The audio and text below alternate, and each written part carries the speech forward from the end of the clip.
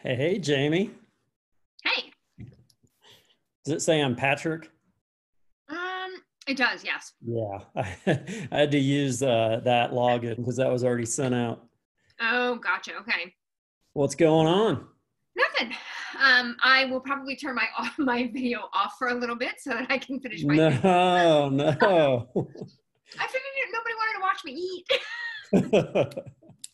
And the dog's sitting here hoping I drop something. Oh, hey, Aspen. She's hoping I drop my lunch.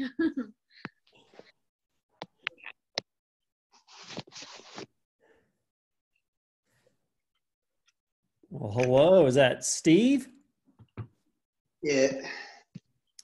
Hey, Steve, this is Scott. How are you? Excellent. How are you doing? Good, good.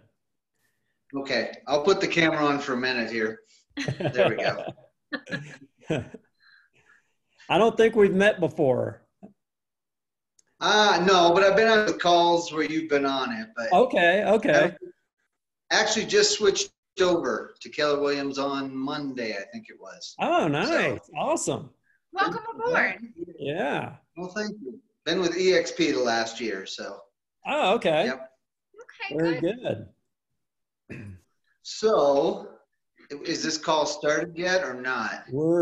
We're about to start. I'm Patrick can't join us today, so I'm going to host in his place. And there's a couple others who have been on most of these. There's Debbie. Hey. Okay. How are you, Debbie? Hey, I'm Debbie. awesome. How are you guys? Good. Good. Cool. Hi, Steve Boyd. How are you, Debbie? I'm good. We haven't met in person yet. No, we have not. I haven't met a lot of you in person yet. I was just telling them I just switched over to Keller Williams the beginning of this week. Yeah, you did. Well, welcome to the family. Yes. Thank you so much. So I was trying to switch over last week, but I had some things going on. And okay, so I'll ask you guys. We can wait before the meeting gets going. I've got a condo I'm trying to get listed here. I don't think I'll get it this weekend now. Had to get it cleaned and want to get some pictures, but I don't have a Keller Williams sign. I've got my name and number writer I can put on. Where can I already called RMD and they're about 4 business days out. Anybody have an extra sign? It's in Parker. Well, there's a guy that he lives in Aurora. He does them from his home, and he does a really nice. He's the only sign maker that is at same par as RMD signs, and he'll do one sign for you, and he'll get it for you the same day. Oh, okay. Yeah, if you could send me that information, that would be great. Or do you have it? It's called Signs by Nick. Hold on. Go grab a pen. Signs by Nick? Uh-huh. Okay. I believe it's signsbynick.com. You just go there.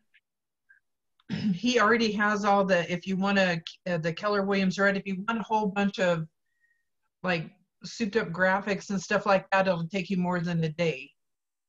Okay. But if you want just one sign that will get you going for now, that's the guy to go see.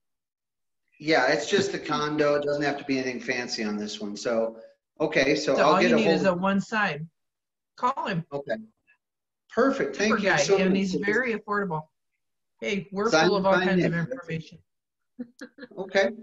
Thank you, Debbie. Appreciate that. Yeah, you're welcome. If you need anything else, just reach out.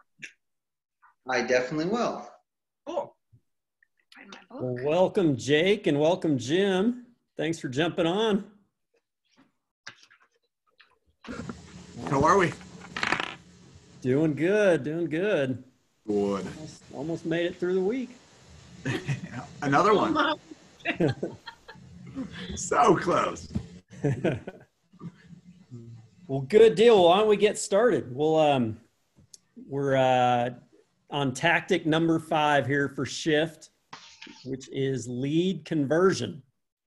All right. So I certainly with this group here do not have all the answers here. So really want this to be interactive. I'll kind of lead the discussion a little bit, but just kind of want to run through. I mean, we're at lead conversion. Lead conversions important, even more so in a shifting market.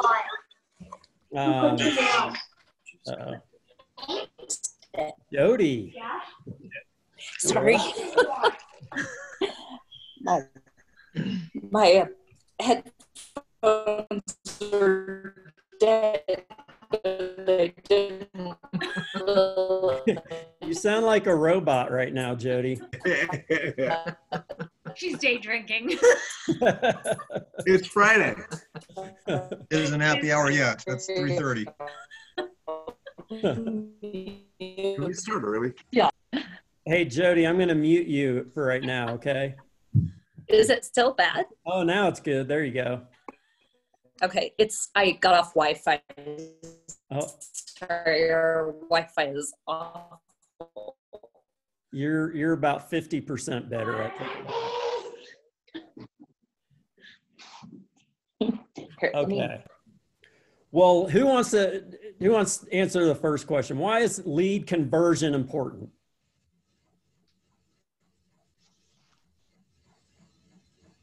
You're muted. I know y'all are all answering here. Jim, why is lead conversion important? If you don't convert it, you don't have any work. So That's right. it's that simple. Once you get the lead, you got to do something with it. That's right. That's right. As the book says, for right now, good leads are great. Great leads are golden, but leads that become timely appointments are what really matters. And it's vital that, you know, in this shifting market, especially, I think that it's not just about getting the leads, but it's about when you find good ones, making them happen, converting them.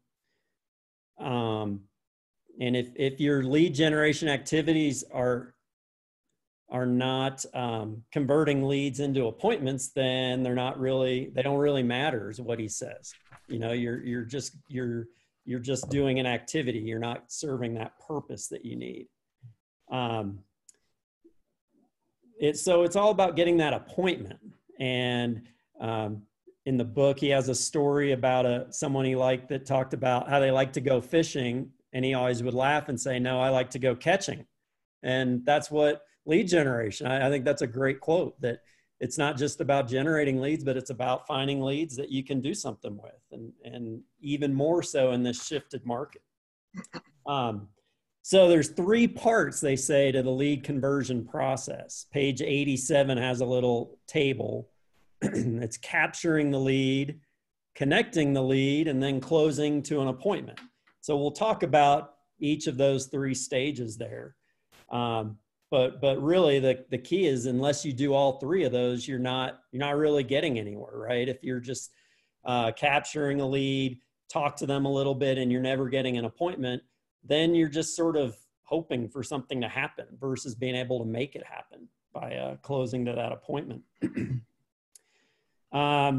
He says, shifts create urgency. The competition for leads becomes fierce, and your only choice is to get your unfair share of them. This means you not only have to find leads before others, but also convert them to appointments before they get away to others.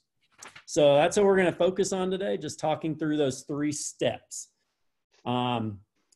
And really, you know, I found this really interesting on page 88, some stats from the National Association of Realtors saying that the real competition in real estate is just getting to that table, just having that appointment. That it's not so much about how well you do in your listing presentation and your buyer's consultation. It's just getting that appointment. And when they say that approximately 2/3 of all buyers and sellers only interview 1 agent, and half of the remainders only interview 2. So just by getting that appointment, your conversion should be very good based on those stats. It's just a matter of getting to that table. So let's say when you say you're lead generating, be clear you're actually getting appointments. And I think that mental state will help focus on what we need to do. So capturing, connecting, and closing. Those are the 3 steps. let's talk first about capturing.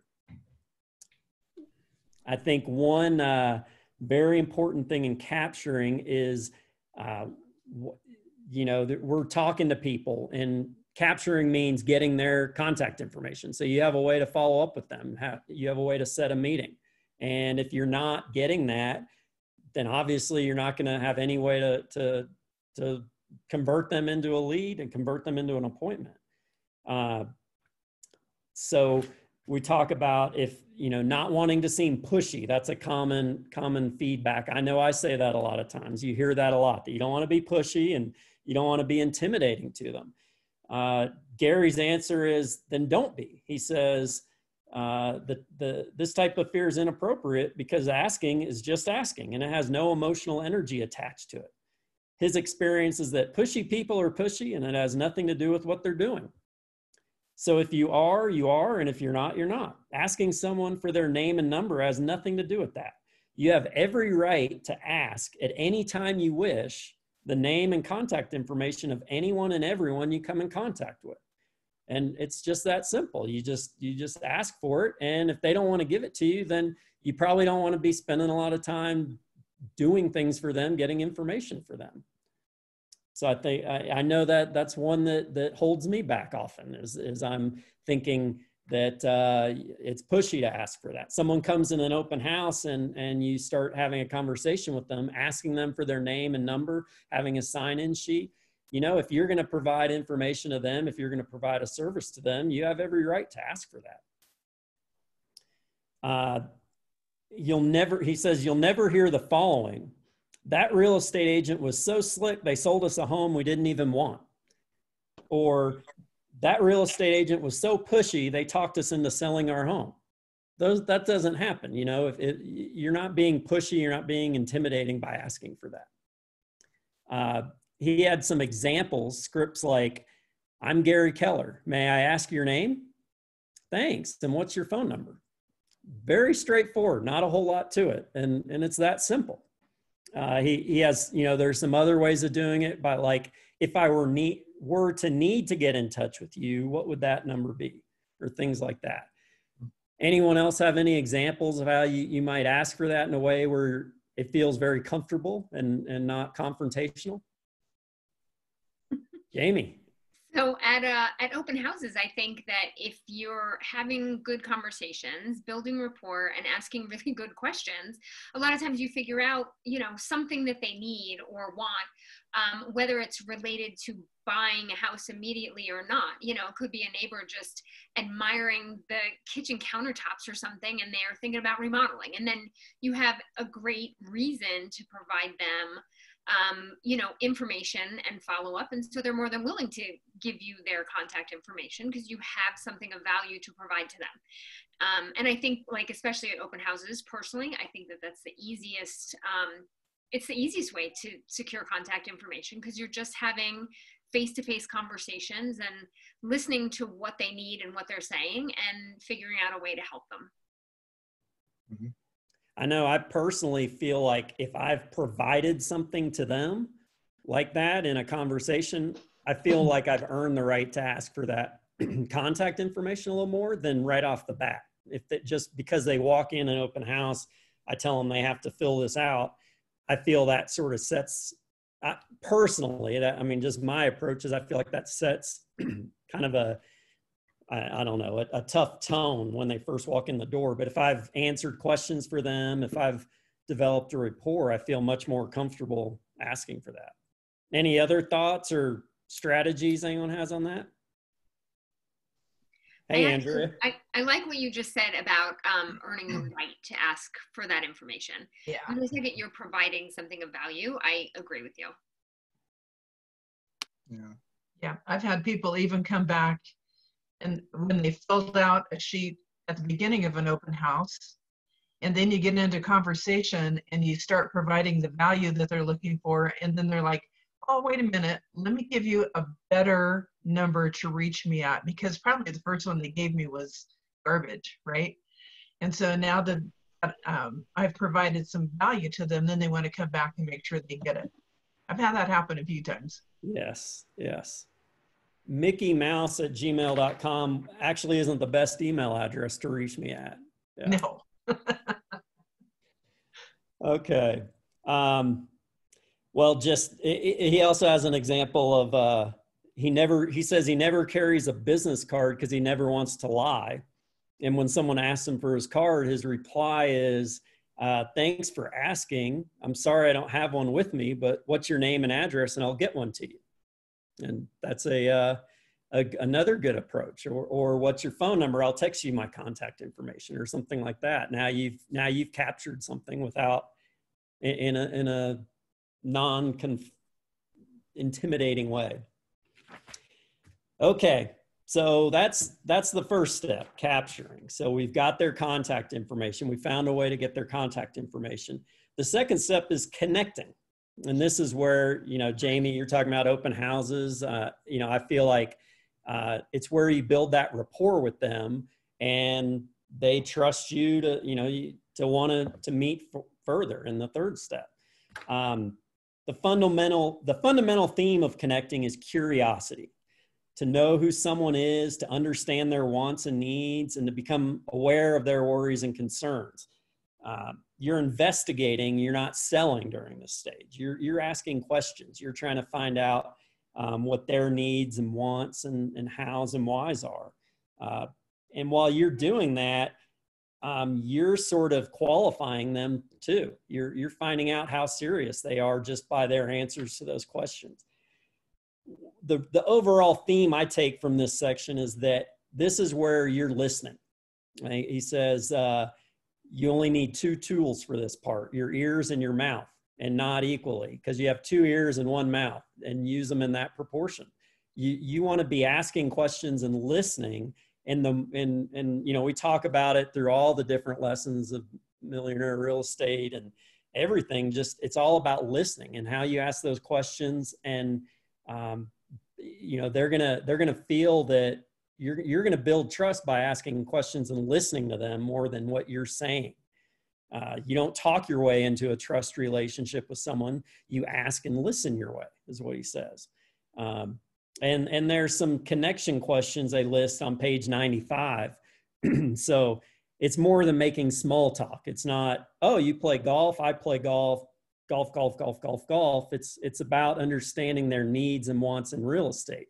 And having some of that chit chat's a good way to break the ice, but you definitely want to get into that, what their needs are. So they have 6 connection questions. Who are they? What do they want or need to do? Where do they want or need to do it? Why do they want or need to do it? When do they want or need to do it? And how do they plan to do it?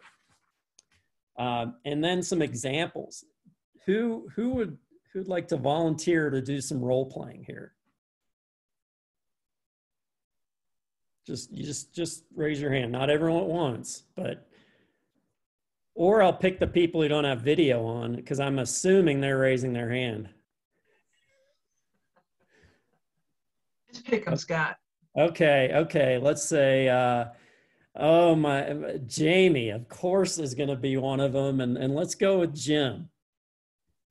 Okay. So, I should ask, who has their book in front of them? Do you guys have the Shift book with you? Okay. Do you have yours, Jim? No, I've got it online here. Okay. Can you guys pull to page 96? Yes. Yes. Okay. So let's run through. One of you be the agent, one of you be the buyer or seller here. Who wants to be which? Did you pull it up, Jim? Yeah. Hang on. I've got to go back and forth kind of to see it. So hang on. Okay. Okay. I'll be the agent. I'll start. You don't. Okay. If you're the buyer or seller, Jim, you really probably don't need the book. You just role play. Gotcha. So let's run through those 6 questions real quick. And you can have pretty quick answers, Jim, but let's just kind of see how it plays out. So Jim, tell me a little about yourself. Well, I'm just kind of in the market looking around. I don't really know what I'm looking for. Just just single guy looking for a new place, I think. Awesome. Okay. Well, thanks for sharing that. If you would tell me, let's see here.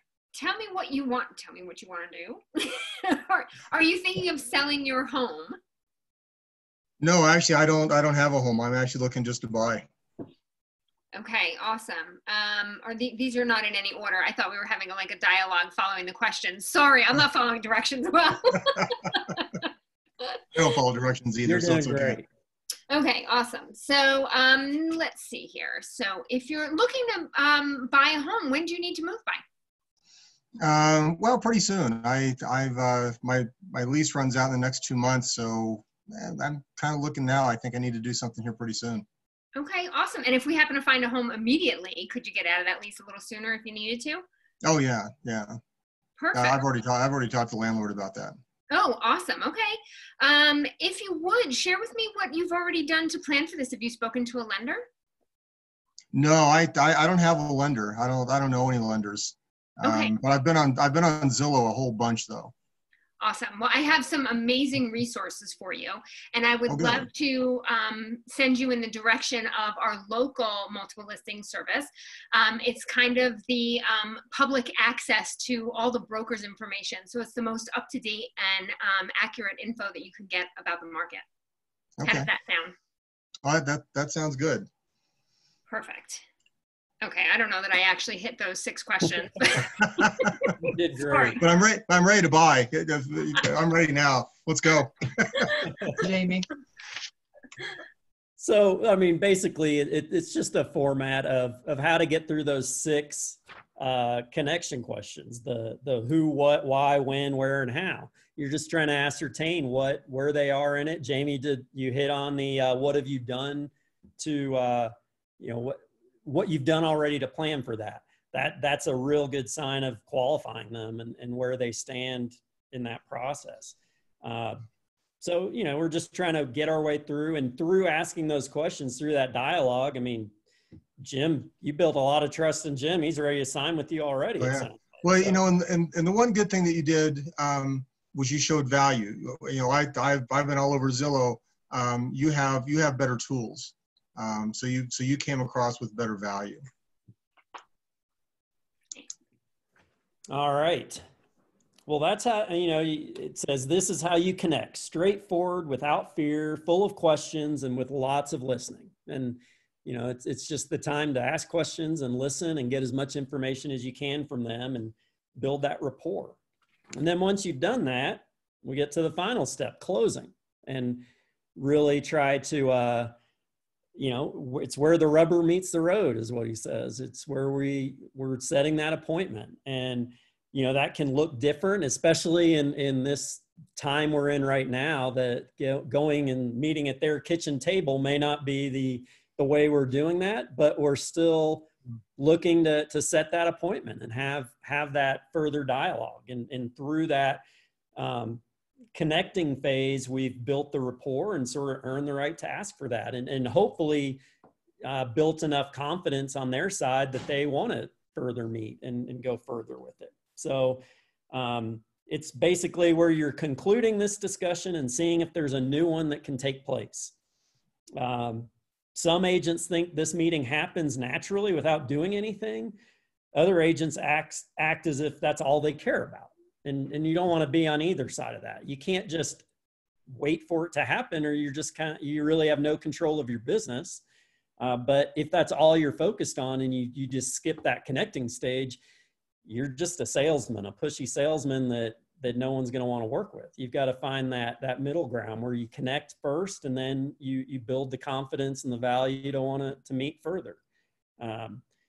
He uses an example. The very first FSBO he ever met with, he was in that connecting phase, and they said, Gary, what would you charge me to handle this for me? I mean, they were ready, kind of like Jim just did. He's ready to go. He was ready to use Jamie without even any closing happening. But realistically, we all know, I mean, how often does that happen? Very, very rarely. And if that's all if we're building our business on that, it's not going to be much of a business probably, or we're going to have an awful lot of leads for the very small percentage that do that. We've got to push forward and have that closing. He says, you either want to, that closing will either be, in person, on the phone, or in writing. And in writing is the lowest conversion rate because you don't have the ability to respond to their issues. You write an email and they either say yes or no. You really don't have any way to interact with them. So, he talks there, we've talked in other classes about the 10 classic closes that I think, Jake, what is it? Is it the one thing where he talks more in detail about those? Oh, you're on mute. I thought I was doing good. In shapes on page 100 and 101 is where you're going to find it. Yeah. Okay. I was thinking there's somewhere it goes into more detail on those. Page 100 talks about the 10 classic closes that'll work, talks about the decision continuum, all that fun stuff. The one thing I've got out of what we're talking about today is actually on page 89, where he says, this isn't a game of chance, but a game of scripts and systems. Mm-hmm. Scripts ensure that you effectively say what needs to be said in the most powerful way with the least amount of effort. Because it's a script or a dialogue you practiced and internalized, you don't have to be the master of making things up as you go. About halfway down on page 89 is where you'll find that. Yep, absolutely.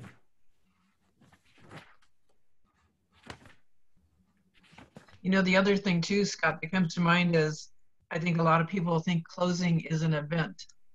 And it's a process, right? So when Jamie was role playing with Jim, she had a mini close in there, right? Would that be valuable to you? And he said, yeah, that would be great. Mini close, you kind of shut that door. It's shutting a whole bunch of doors, not just one big one. That's good. It's really good. Well, speaking of scripting and practicing, I think in closing, there's really not a lot to it other than saying, well, when should we meet next? Or would you be open to meeting? Or, something along those lines. There's the 10 types of closings. He talks on page bottom of 102, top of 103 about there's only so many responses you might get to that. You might get yes, or you might get no thanks, not now, not yet, we'll need to think about it, et cetera, et cetera. And he talks about, practicing responses for those. Sit down one hour a day for 1 week and practicing responses to each of those, and you'll be comfortable with it. And he got started doing that for several weeks, just 15 minutes, 30 minutes a day, practicing with somebody, a partner, just how to respond to, we need to think about it. We already have an agent. We know an agent, those sort of things. And just how to work around that and not to get derailed by it, but work through it. And, it's rarely is it an open shut case. I mean, if they say yes, then great. But if they give almost anything other than, we already have an agent that we've signed with and we're using, the door's still open, and it's just finding out how to continue to ask probing questions and work your way in there where they still would be willing to meet. So then I guess the final sort of sidebar on that, on page 104, that chart now has a new box, cultivate. And that's, I think, in my mind, I think that's very, very important right now, because we're going to have a lot of people in this. Oh, what's that, Jake? I was going to say, I got a roll. Great job, though. Thanks, Scott, for helping us out. Oh, absolutely. Thanks for joining us. See you in about an hour. Mm-hmm. Yes. I think in my mind, in this environment, I don't know about you guys, I'm getting tons of people who want to wait. They want to see what happens with all this. They want to see till things calm down, and they were already looking, or they're about to start looking, and they're going to wait. And, I think it's our job to educate them on what's happening in the market, but it's not, I don't feel it's my job to talk them into, no, you don't want to wait. You need to go look at houses now. This is the best time. If they want to wait, that's their decision. And I think if we're getting a lot of those, then it's important to be able to cultivate them and have that business. I mean, that's going to be the business in, I don't know, July, August, September, whenever all this shakes down. That's going to be our pipeline. So it's very important to have a system to cultivate those people and really be spending an equal amount of time, if not more, cultivating relationships than just going for the close on the current ones. He talks about an equal balance of time on those, but it seems paramount now to me that you have an 8x8, a 36 touch, those sort of things set up when you capture those leads in order to cultivate them if they're not ready to do something now. Any other thoughts on that or suggestions anyone has? One thing we talked about yesterday with the Capper Club was helping people get their house ready. So when whatever portion of this they jump in and decide we're kind of there for us, whether it's a buyer or a seller, have them ready to go. To have that, they have time right now to get those listings ready to go. So when you hit the market, it's ready to rock. That buyer is already pre-qualified, or they know what they need to do to get ready, right? So I think still having those conversations and digging deeper is key. Absolutely. The fortunes in the follow-up, and just staying in touch with people and finding out what it is they need and how you can best help and serve whatever their timeline looks like. I mean, it's their process. So you're there to help them whenever they're ready. So it's just providing information, setting the stage, and being there to support them for whenever they're ready to go. Very good. Yes. All right. Well, anything else? Let's do some ahas. What everyone take away from this section?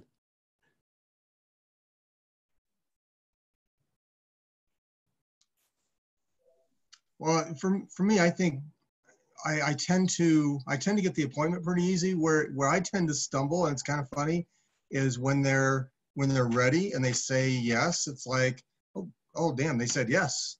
It's like, you know, that I actually get stuck there. It's like, oh geez, what do I do next?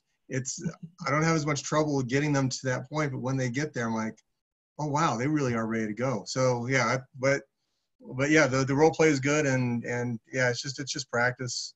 And I agree with you. Right now, it's a lot of cultivating people. Although the market is still moving, it did not go off a cliff. I mean, you keep seeing it. So there are still people out there that are actively ready to go do something today. And then there's definitely those out there that are wanting to, but they're going to wait. But so yeah, so put them in the pipeline and just like Jamie said, just drip on them like crazy.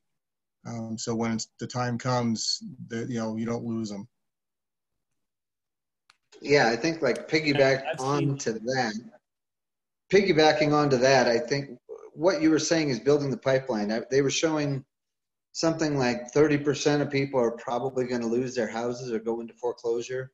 So I was talking to some people the other day that said definitely if you went through the 2008, brush up on your short sale knowledge, because that's going to be coming down the road. So some of these people may not be ready to buy yet or sell yet, but some may be forced into it, and some may be ready to buy when some of these short sales hit. So you can help them really walk them through that process, because it's not quite as easy. Mm-hmm. True. Yep. So that's where like he was saying, good. Following up on it, keeping the drip line going, just keep them in your pipeline. So when that time comes and they're saying, okay, we think prices hit bottom now, we're ready to buy, you're the first one they call and talk to because you've been staying in touch with them.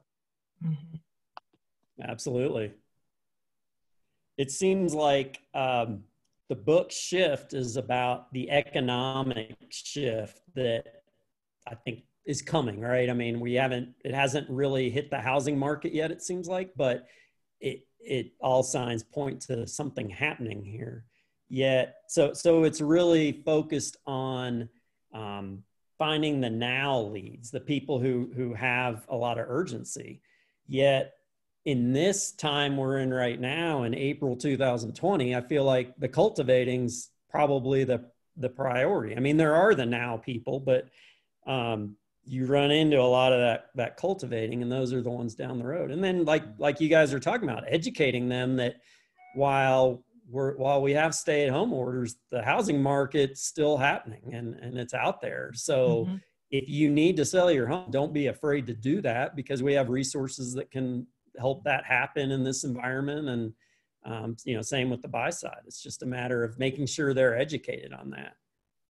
That's kind of where I feel. I feel it took me a little while to come around to that. I felt a little guilty that we're still, real estate's still happening as much as it is a little bit. It seems like everything else is shutting down, but I think it's important for people. It is still happening, whether, regardless. Well, nobody's twisting anybody's arm to buy or sell, like you were saying.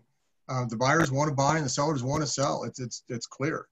Yeah. So there's no guilt at all. This is what they want to do. Right. Absolutely. Well, anything else? Anyone else have an aha?